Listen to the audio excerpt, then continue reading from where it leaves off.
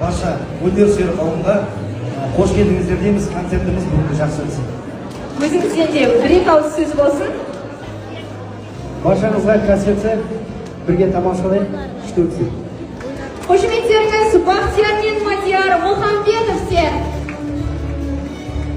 Келесі кезекте жас жұлдыз, әлем жұлдызы Димаш Құдайбергеннің інісі Қанат пен Свет апайымыздың ұлы Мансұр Құдайберген. Мансұр Құдайберген қызыл кілем төрінде. Мансұр, қош келдің, көргенімізге қуаныштымыз. Енді дәл осындай аға апалармен бір сахнада өнер көрсету сен үшін де үлкен бақыт қой, жалпы толқу бар ма?